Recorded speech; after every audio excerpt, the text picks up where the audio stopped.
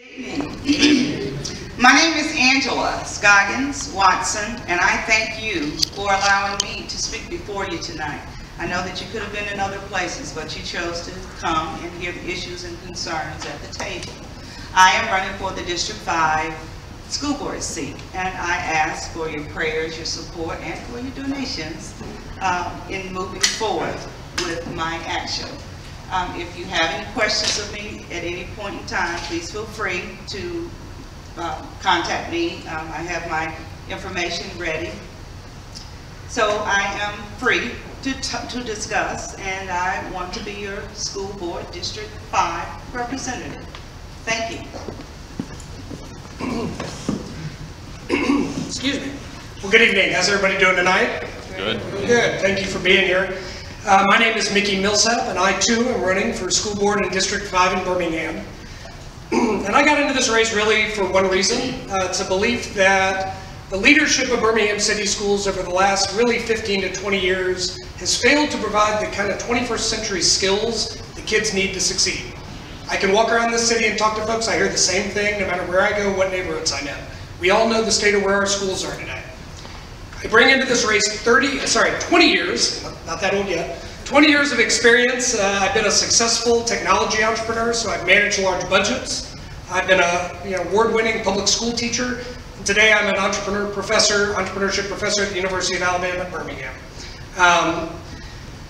My platform is pretty simple. Number one, invest in leadership. That means at both the principal and the superintendent level, we've had way too much turnover and a revolving door in our superintendent spot. All right, we've got to stabilize that and let the superintendent execute a vision longer than 12 months. All right, we need to invest in the whole child, which means looking outside of 7:30 to 3:30. All right, there are a lot of challenges to make a kid successful in the classroom. We need to do better there. All right, and I was talking about leadership. We've got to give our principals the skills to be able to manage a 21st century classroom. All right, that means we've got to be doing more than what we're doing to support them.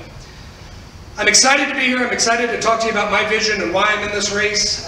So with that, I'll just turn it over to you guys and we can jump into some questions and hopefully some more of the candidates come. Awesome, awesome. Well, you're going to have 2 minutes to respond to each question. And we have a timekeeper up front so that you can see him. But the first question, we'll start with you, Ms. Watson, is what do you see as being the most pressing issue with the schools? I think the most pressing issue with the school board is education, funding. There needs to be more funding at the table so that the Birmingham school system can be competitive along with other educational curriculums. I think that is a major problem, bringing the academics up to a certain level. We need to focus on the education for the child. That's it. Thank you. Thank you. Mr. Millsap? Well, funding's definitely an issue. We saw the city council's budget come out, and it does look like they've at least proposed some more money for the schools, which I think is a good thing. I think it may have seen some cuts in some other areas. But most important right now, and I said it at the beginning, it's the leadership point. All right, we cannot have a revolving door of superintendents. That is the CEO of the system. All right, when they come in and they're getting kicked out every 12 months and they bring somebody new in, we're not going to have good people applying for that job going forward. We have to give a leader time to execute a vision to let the kids succeed. All right, too much infighting among the board, too many personal problems, so we've got to invest in the superintendent first. If we don't do that, nothing else matters. All right, so that's number one. Dr. Herring, I know it was a little bit contentious, right? We all know the process may not have been perfect, but we've got to give her the time to execute her vision, and if we do that, I think we have the opportunity to be successful, and from that, other good things can come. Sorry, I wasn't able to introduce myself earlier. I had to deal with our technical difficulties. We'll go through and why don't you give us your thoughts on charter schools, since that is a hot topic, and we'll just reverse order again. Sure. All right, so this is going to be the most important issue. We're going to hear it at every candidate forum that we come to. First things first, we have got to strengthen our existing schools. That's the number one priority. If anybody's sitting on this board, is to make sure that we're making all of our schools great. But here's what concerns me. All right, the charter school law is here. Star Academy went through, didn't make much of an effort in front of the Birmingham Board of Education, knowing that they were going to reject it, and then they went off to the state to get approval. That means that money and those students are now under the control of the state. I don't think that's a good outcome for us either. So you're electing a school board, you're electing people to be leaders. I can stand up here and tell you what you want to hear. Charters are awful, and I'm totally against them.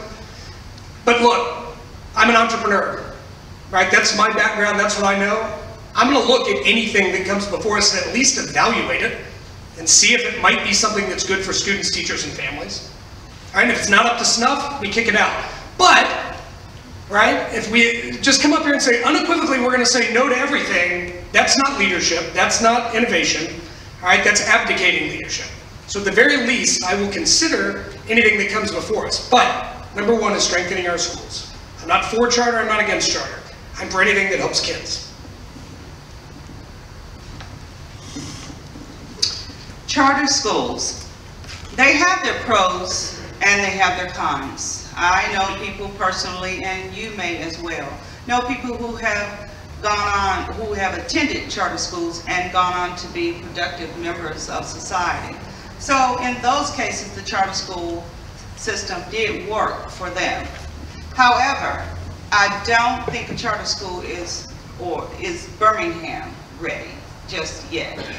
I think that there needs to be a little more study or a little more trial and error before we actually introduce it into the Birmingham school system, because my understanding is that here we are back to funding, and funding is important for anything. If the kids lose the funding to a charter school, then what happens to the kids of the Birmingham School Board? And so that is my platform, to work on behalf of the schools, well, the children, because I'm the children's advocate, on behalf of them for the Birmingham School Board. That's where I am. Thank you. Thank you. So our next question, what would you want the state legislator to change to help improve our Birmingham schools? Am I first? Sure. Repeat the question, I'm sorry. What would you want the state legislator to change to help improve Birmingham schools? I would like the state legislature to change the funding that is given to the Birmingham school system. We need more funding. And we need funding on a competitive level. You know, every school gets its funding, but you know, statistics show that some schools get more funding than others. And Birmingham's public schools are already on the low totem pole in terms of academics, but the more funding they can get, the more they can address certain issues and provide certain courses and curriculums to bring them up so that they can become competitive with other schools, the Hoovers, the Vestavias, and the others. So that's my point. Thank you. Thank you. Yeah, I would say funding also. And when I think about funding, it's the difference between quality and equity. All right, we fund our schools equally, but it's not equitable. In other words, if every school from Mountain Brook to Birmingham City Schools gets the same allocation per child, excuse me, we know that there are schools that have bigger challenges and need more resources per child. If the state would fix the way that we actually do the funding, we could get those resources to the schools that need it the most. So, funding. Thank you.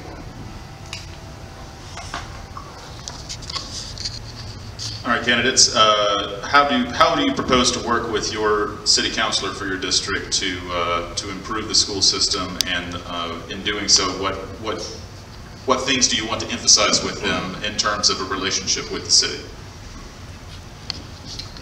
How would I like to? Yeah, whoever's going to be the District 5 councilor, how do you propose to work with them, and how would you like to build a better relationship with the city council? Well, I know all of the candidates running, and I've already developed a relationship with them, so I hope to continue that relationship. Good luck to whomever wins. Relationship is key. I would first make certain that I am on board with the superintendent. because she is the most important. I typically would work for her, and on her recommendation, then I would approach the city council as an order, and then approach the mayor. I would just like to build a good relationship so that we all can get together. And hopefully, if I built that relationship, I would ask city council if they could, what's my word? Funding. What's the word? Funding. Funding. Gotta have it. Thank you. Funding. No, I'm just kidding. But it is actually an important one. I said it at the outset, right? The city council is finally allocated. You know, Birmingham is an urban city, gets less than any other city of its stature, from the city into the school system. That's got to change. And again, it was an odd budget, a lot of stuff cut from police and other things, so we need to look at that. But that's an important thing to work with District 5 on. Second thing is, part of being on the school board and being on the city council is actually access to the people in your district, right? Having your phone number out there. What if the city councilman and the school board member actually went out to schools and did town halls together to meet the students and the families to hear their concerns and the things that they needed? Too often we think that our leaders, they think they have all the answers. We got to talk to the folks. So for me, it's building that relationship, having, very similar kind of styles and goals. And when we go out into the community, we're speaking with one voice. I think we can all agree that City Hall, the school board, hasn't always been all the adults in the room. We got to build those relationships and have everybody working together, because it's about one Birmingham, one group of kids, right? We're not all fighting against each other. We all want the same thing. We want better opportunities for our kids and better opportunities and better jobs for our citizens. So let's work together to do it. Thank you. Okay, Mr. Millsap, we're going to start with you on the next one. Okay. What are your thoughts on the career academies, and how would you like to strengthen them? Yeah, this is actually a really great question, and I was talking with some folks about it today. They're a good start. I get a lot of questions about vocational training, and do we need to enhance that and improve it? And I think the answer to that is absolutely yes. The career academies are a good start. They're we want to see immediate results from everything. Again, I go back to, I'm an entrepreneur. We test, we try things, see what works, and then improve what's not working, right? That's kind of where I feel we are with the academies. We've got some work to do in terms of more 21st century job skills. More coding, more software development, more stuff in graphic design, stuff where the jobs are. So the academies don't all necessarily address that. I think they're a good start, but we've got a lot of room to improve. Thank you. Ms. Watson. Career academies. Again, I think career academies have their place, because each and every one of us, we learn on different levels. Everyone in this room may not, you may, but may not be academically savvy to attend college or to go beyond college to receive your master's and your doctorate and so on and so forth.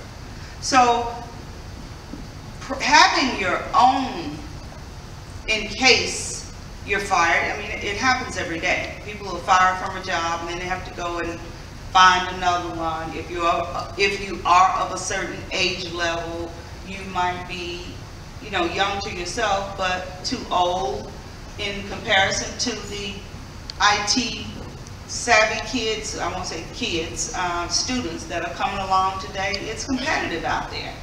I believe in the academy to teach homegrown businesses, something that you can survive on your own in case you didn't make it through corporate America, because everybody's not going to be the college professor. Everybody's not going to be the moderator, and so on and so forth. So I believe in preparing our children to always have something to back up on, be it lawn care. Everybody gets their lawn care taken care of. There are jobs out there. We just have to create them. Thank you. All right, we'll reverse the order, just keep going. Ms. Watson, how do you propose to involve business and industry in the development of future curriculum for the school system? Business and entity? Industry. Industry in the curriculum? Mm-hmm. by partnering with the students, or students of the Birmingham school system, partnering with corporations such as Alabama Power, Southern Research, Southern Progress, the Birmingham Waterworks. I think at current, most of those companies already have a program set up, and it may be something along the lines of new leadership, new Birmingham leadership, or the junior league, programs like that. And each company has some type of program where they partner or nurture a high school student coming along. Is that it? No, it's your question. You can answer as long as you like. Oh, I can. Well, yeah, up to 2 minutes. Okay. Quick, you have any questions in my 2 minutes? Yes, ma'am. Mr. Millsap. Okay, thank you. So the question was, how do we work with businesses and external entities? Yes, business and industry to develop the future curriculum. So first and foremost, I want to know what Dr. Herring's plans are to do public-private partnerships. I think they're essential. The district is taxed. We've talked about funding, I don't know, 15 times since we've been up here. To be able to bring the resources of our business leaders to come in, not only work one-on-one with the kids, but mentor them is essential. I do a lot of work with the Birmingham Education Foundation. It does a lot of, I've been volunteering with them, know a lot of their folks that I do a lot of work in education with, and they do a lot of great work bringing industry in to meet the kids, to mentor them, and to work with them. It's essential. But again, at the end of the day, the role of the board is to support the CEO. That's Dr. Herring, so I want to know what her vision is for that. And when she tells me we need to go get public-private partnerships, I work in the entrepreneurial community in Birmingham. I know those business leaders. We'll bring them in. If that's not her vision, then we'll sit down and talk about what it is that she does need. But I think public-private partnerships, when you have a district that is financially taxed, are essential. We've got to bring outside resources into the classroom. Awesome. And Mr. Millsap, I'm going to start with you on this one.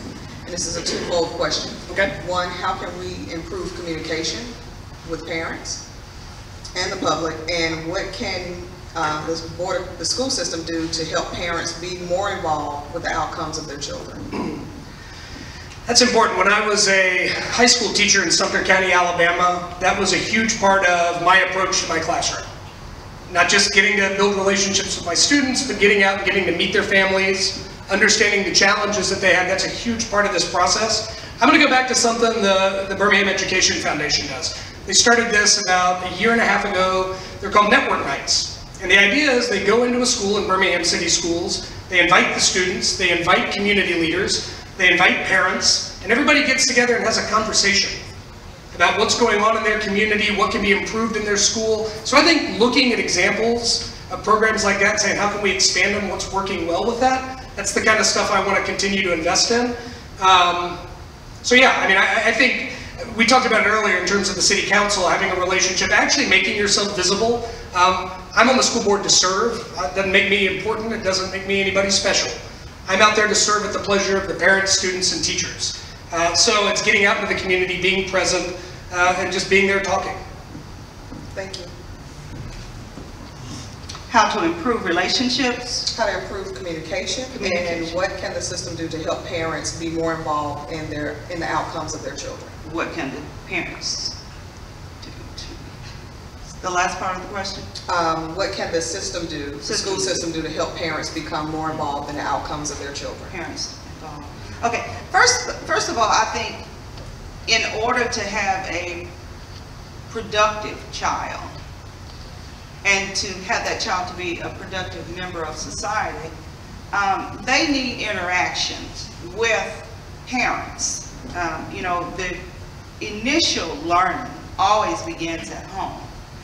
And then when you think about it, at the end of the day, a teacher spends more waking hours with our children than literally we do as parents. So I would try to encourage a parent, teacher, child engagement, maybe having, well, you know, you see it on the commercials where parents dress up and have come as you are day and tell your story.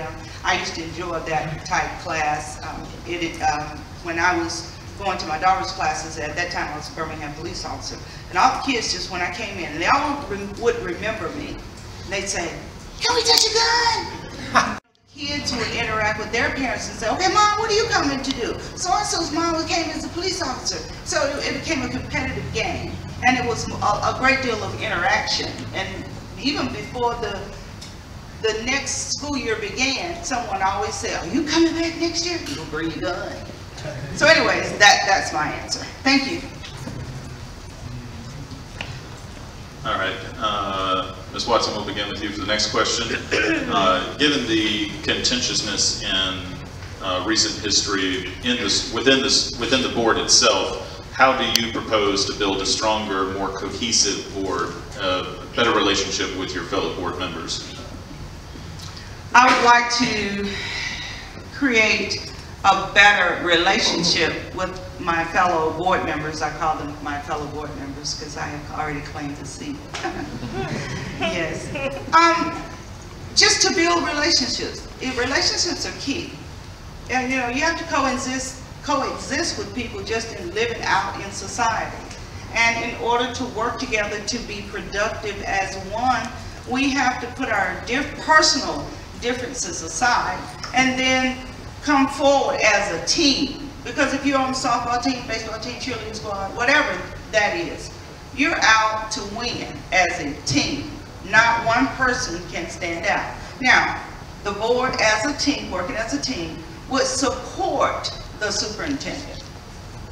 I repeat, support the superintendent on what she brings to the table. We can approve it or choose to disapprove, but we would all work as one. Thank you. Mr. Millsap. So in the last 6 years of my career, I've done a lot of work working with innovative programs and educators that have innovative ideas around the country, both here in Birmingham and across the country. There's a really good model for this actually, because I think we all know the board has not been working and playing well together. Nashville just went through this. They brought in a new superintendent, had a new board. They made they're very sincere about coming together, working to speak with one voice. They brought in some outside help to help them do that, to help build team. I think that's a really good model that's close by that we can look at. But if that fails, I'll probably just have everybody over to the house for barbecue, because I think that's the best way to kind of get these things started. And I make a pretty mean barbecue. No, I'm kidding. But no, most important, she's right. It's about building teams, speaking with one voice. And I think this is the most important thing that's been lacking. Yes, we represent District 5, and we represent the 4 schools in District 5. We've got to stop thinking that way. We've got to start thinking about Birmingham City Schools as a whole and doing what's best for the entire system. And if we can start doing that, the infighting among each other might just calm down a little bit, and we might be thinking about the kids first. Thank you. Okay, so now we're going to open it up for audience questions. Do we have a question from the audience?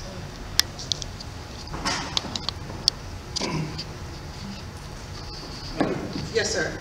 Okay. You stated earlier that trying to press issues for funding. How would either one of you go about that, getting funding for the schools? How would they go about getting funding for the schools? Yes. I think we want to say like specific proposals for funding. Specific proposals for funding? Yes. Well, you know, Google does everything for people nowadays. Pardon me? I'm asking you about what you do. What I could do? Yes, ma'am, I'm asking you your point about how you go about it, not Google, you. Well, Mr. Millsap. okay. But at the same token, I would go to Google to find out who I need to get in contact with and, you know, find out their email, their contact information, and set up a meeting and go and talk with who is in charge of the funding. For me, that's how I have done all of my projects in the past. I've had to make a one-on-one communication first with the person who is holding the funds. Yes, ma'am, but still, I would like to know your interpretation of your funding. How would you do things to deal with Is it just me? No, ma'am, it's not you. It's he also. I'm asking a question. I think he's I'm not asking sure I for understand the question. specifics on how you want to increase funding for the school. How would I like to specifically increase funding? Yes. Go to the state representatives and encourage them to give more funding to the city of Birmingham.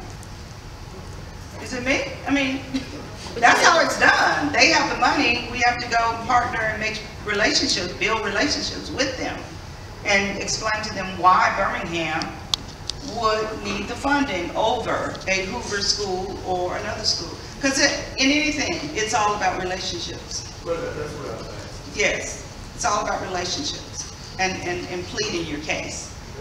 And I've been good at pleading cases. Would you give us an example how you would plead your case? To a legislature? Yes. Well, I think, are you familiar with the statistics of the Birmingham school system? We just want you to give us an answer of what you would do. I mean, you said you would Google, so that sort of changed the conversation a little bit. So I think that just an answer of how you would go about, not just necessarily how you find the name of someone, but your strategy of what you want to ask for and what you would do with it. I would go and ask for the appropriate funding once I have done my research through Google to find out where the funding is. See, that's what you have to, for me, in any of fundraisers that I've had in the past where I've raised thousands of dollars, I had to go and find out where it was and the dollar amount that they gave to this company or that company. No one's just going to tell you that information. So you have to do your research. That has been my experience. And once I find out, I'm just going to use Nike as an example. I said, okay, Nike, you sponsored Mr. Good's tournament. You gave him $75,000. I'm asking you for $80,000 because I have a little more to offer. I have younger kids, mine are single parent homes, yada, yada, yada. I would just plead the case on why we need more of the funding versus the zip code that makes for $50,000 or more. I hope that answered your question. No? Thank you. You're back? Oh, Mr. Millsap, same question. Yeah, okay. Same question. Thank you, sir. So I think she brings up a very important point that is a state legislature issue, it's a city council issue, it's a mayoral issue, and it's about building those relationships first and foremost. But let's talk about something we haven't brought up tonight. The school board's budget is $270 million, right? A lot can be done in terms of not needing to go raise more, but how we spend our money a little bit more effectively, how we manage our assets better. I mentioned at the beginning, I've got a 20-year career in business before I got into education. I've started technology companies and raised millions of dollars and overseen those kind of budgets, so I do think fiscal responsibility is important. How about all those schools that are closed, that haven't been sold, that we're not using? Right? We've got to get a plan for our current assets to make sure we're utilizing them effectively, and that right there is going to start to free up money. Now, again, working with the legislature, working with the city council members, and I'm excited to hear what they have to say tonight, is certainly important, but another one that we brought up earlier were public-private partnerships, ways to engage with organizations like the Birmingham Education Foundation and others that have an interest in seeing our kids succeed. We need to bring in resources where we can because we're under-resourced. So we've got to find partners that are willing to invest in a way that's in the best interest of the kids. Does that answer your question? Yes, sir. And how would you bring the resources in? Well, I think part of that is existing relationships. I mean, I have good relationships in the business community here. I work with those folks on a day-to-day basis. I've raised money in the past. So. I would like to know. Yeah, but I mean, that's how I would do it. I would actually go sit down and meet and get them into our schools and understand that our kids are just as good as any kids anywhere else. And which company would you go to? Which companies? Yes. Well, I think we've got a lot of them that are already investing. I mean, Alabama Power invests, Regions invest. A lot of our large companies here actually are very philanthropic to our schools. But it's making sure that we've got that money and we're utilizing it effectively. You know, one of the things I like to say is, I've got business experience. You can't learn on the job how to manage a $270 million budget. You have to have had some experience with it. And that might be why we got into some trouble in the past. All right, lady in the nice pretty hat here. Good afternoon. Hello, good afternoon. To both the candidates, a personal experience. What will you do? My two grandsons went to Oliver Elementary. They transferred to Tennessee. They was AB honor roll students. They went to Tennessee. They dropped down to like 75. So what would you do to make sure the teachers that you all are hiring will teach up to the level that they should be teaching on, rather than doing things they shouldn't do and keeping our kids from being elevated? Because my boys had to go through special assistance in order to get their grades pulled back up in the Tennessee school system. They was on a failing level, but still they was AV honor roll students in Birmingham.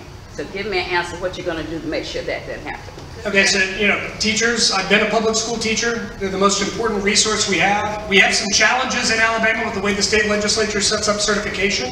Hard to bring folks in from the outside and recruit great teachers. But I think the #1 way that we fix, I don't want to say fix the problem, because we have outstanding teachers in our system, a lot of them, most of them, is having great leaders at the principal level.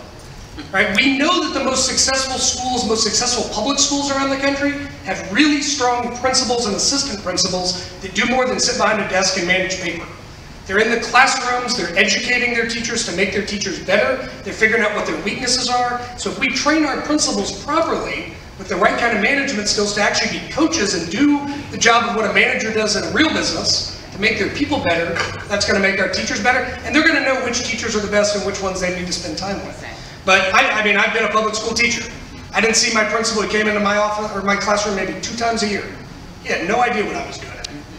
All right, so we've got to engage principals and make sure we have stability at the principal. We got a lot of turnover there also. All right, when we find great principals, invest in them, keep them there, make them part of that school community, and have them be the evaluators. That's their job. That's a good answer. Appreciate that. Ms. Watson. Yes, it's normal to, if you take a child out of one school, when they attend a new school, that they have to learn a different curriculum. That's kind of a normal situation. I know that for a fact because it happened to me. I had to go. My parents got me a tutor. I went to a different, higher level. And in order to keep up, at that time, just going in, I was automatically behind the curve. But my mom and dad got tutors for me, and I didn't have any pride or shame because at the end of the day, my grades turned out great. It just has to be understood that when you are changing any school system, if you're moving, change comes with it, you know, and keeping up. Even if you join a new skating club, you gotta learn to skate fast as the other people. I'm sorry? Yes, I moved my children from one school system to another, and they didn't have that problem. And I'm experienced watching some of the teachers now. If you all become board members, this is one thing I would like. The supervisors over the teachers and the principals should be accurate. They should be on top of their job as well, because this is not happening in Birmingham City School. I'm talking from experience. I understand you, but it is my understanding that the superintendent is in charge of the teachers. And then when she gives her platform or her agenda, then it's up to the board to approve or disapprove. But I understand your concern, I honestly do. Any other questions? The lady over here on the side. Can either of you speak about the difference between startup charters and conversion charters? Because I've been hearing about with conversion charter schools there being an appointed board that's not accountable to the voters, and whether you'd be for or against conversion charters. So as I understand it, conversion charter schools are taking an existing school and actually kind of taking it over and bringing in new management to kind of run it, versus a startup charter school. I don't have thoughts one way or the other. I've been reading a lot about conversion charter schools on some of the boards. I'm not that familiar with them. Any charters that I've ever been involved with or seen have been the startup where they start with one classroom with a small number of kids. So I hate to tell you, I can't speak that much to it. But I'll just reiterate what I kind of said at the beginning. It would be easy to come up here and just tell you I'm anti-charter. That's what everybody wants to hear. I can't in good faith do that because we're in a dogfight here. All right, we're leaving behind an entire generation of kids, and if somebody brings a proposal to the board that looks good, I'm going to have faith in my skills to evaluate it. If it looks like it can benefit kids, I'm going to look at it. All right, I'm just not going to get up here with a litmus test. That said, as I said at the beginning, our goal #1 is to strengthen the schools that we already have. So I know that doesn't fully answer it because I'm just not that familiar with conversion schools, but that's kind of where I stand on that. Your question was conversion school versus Startups. startup schools. Okay, again, charter schools work in their place. However, for the Birmingham school system, the existing Birmingham school system, I don't think they have a place as of yet. That's not to say tomorrow they won't be ready, but as it is today, I don't think the Birmingham school system is ready. It could come 2, 3 years. Because again, I've known people who have done pretty well in a charter school. Question? Okay, we had one lady in the back. I saw your hand go up first, and then we'll take you, ma'am. Go for one and then two. I have a question regarding the textbook situation that's currently going on. Because my understanding is that there are classrooms that don't have textbooks at all. I'd like to hear what you both have to say about what we can do to get that removed. The question is, what can we do about the lack of quality textbooks in the classroom? Textbooks in the classrooms, that's supposed to be a basic. Yes, I think that's supposed to be a basic, and if I'm not mistaken, that is in the budget. But it's not. It's not in the budget? Textbooks are not in the budget? They don't have textbooks everywhere. So in other words, you're saying it is in the budget, but the kids don't have the textbooks? That's what's my understanding, that people, I've heard people say that their kids have to make copies of things, or teachers make copies, and not every student has a current textbook. I'm not sure I've heard this before. I thought, I was under the impression that all kids had textbooks. Now, I do know that as a parent, I've had to purchase out-of-pocket textbooks for my child. So that's just what I became accustomed to. But it was just to my understanding. I'm sorry? Everybody can't afford to buy kids books. Everyone can't afford to buy kids' books. There are a variety of programs out there. Honestly, there are. Google it. Everybody has a library. Okay, we're not gonna get out of order. Honestly, So let's have a library. That's what the public libraries are used for. Let's ask the question this way. Hypothetically speaking, if there is money in the budget for every student in Birmingham City Schools to have a textbook, what can you all as candidates do to assure that every child has a textbook in their hand? It's first day of school. First day of school, if it's brought to our attention, we would need to talk with the superintendent. I believe that should be our first move, and get her to roll that ball. Because primarily we support what she brings to the table. We can't create our own agendas, although we would like to. I know I would. So that's it for me. Okay, Mr. Millsap, same question. We're going to get the textbooks. I mean, that sounds like a really simple answer, but I'm not aware of this situation either and where it's happening. Make us aware of it, which part of that is making sure as a school board we're not sitting there, separated from what's happening in the rest of the district.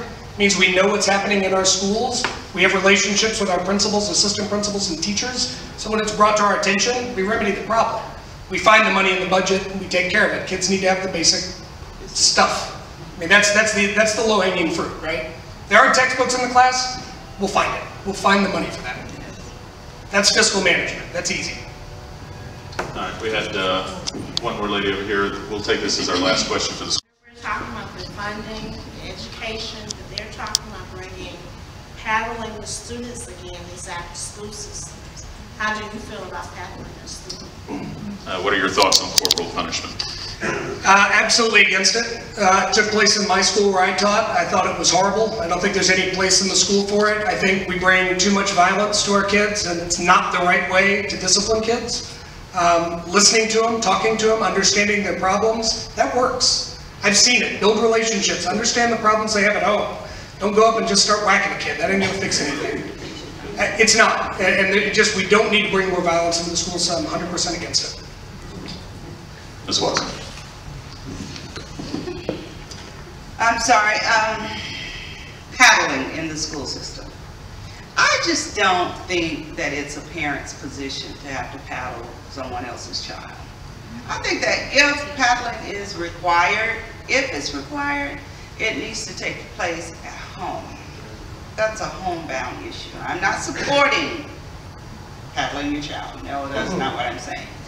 I'm saying when people send your child to school, send them in a disciplinary manner so that the teacher will not have to even think twice about paddling. That wouldn't even come up. And it wouldn't come up because the parent at home has already gone through the ABCs and 1, 2, 3s, the do's and don'ts, what not to take to school. I know my parents did. My mom was very clear. If I have to come over that mountain looking for you, run. So I didn't have to concern myself with paddling stuff maybe one time, but that was it. Did I answer your question? I guess so. All right, we're going to go and give you guys 2 minutes each to give a closing statement and your kind of final pitch, and then we'll take a 5-minute break to let council candidates come up. So, Mr. Millsap, you go ahead, and Ms. Watson, 2 minutes each. Well, thank you all for showing up tonight. It's nice to see this room almost fully packed. I'm really sad that the rest of the 6 other candidates aren't here with us tonight. I would have enjoyed a little bit more discussion on some of these issues to see where they stand. As I said at the beginning, I bring a very unique experience to this. 20 years as a business leader, as a successful entrepreneur, and as a public school teacher, and now as a public school professor, where I teach entrepreneurship and innovation. I understand how to manage large budgets.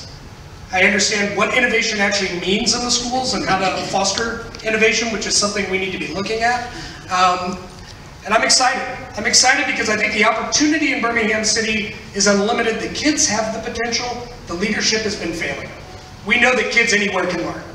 We've just got to give them the tools and the resources. And so I hope that you guys will entrust me on August 22nd with your vote. I'll be around afterwards. I look forward to chatting one-on-one with any of you.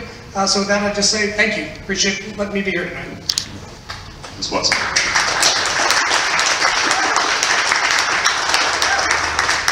Thank you. And again, my name is Angela Scoggins-Watson. That's Angela Scoggins-Watson. Think of an angel, no relation, but that will help you remember my name. I am the children's advocate. I will work for the children of the city of Birmingham school system. I have a great deal of talent that I can bring to the table.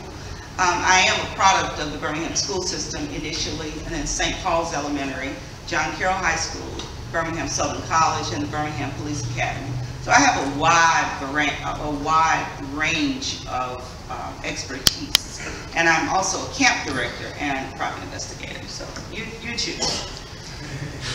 I deal with children on a consistent basis. I have my annual camps, Camp Scoggins. The last one was a couple of days ago. I had 85 kids. Can you imagine? Literally, 85 kids. And so, getting back to the paddling, when kids act out in my camp, I don't ever have to even think about paddling. They understand the this and that because I announce before the camp begins. Is it fair that if I point my finger to you and point to the chair, you go and sit in it without any rebuttal? And then I repeat that again and I say, is that fair? And I make them shake their hand and say, is that fair? And they say, that's fair. So I did have 2 kids at my last camp, and I just had to point my finger. Won't have any more problems. So again, I am running for District 5 school board seat. I'm asking for your prayers, your support, and or your donation. Angela Scoggins-Watson, your school board, District Seat 5. Thank you. We would like to thank the school board candidates for coming. Folks, we're going to take a 5-minute break and get set up for the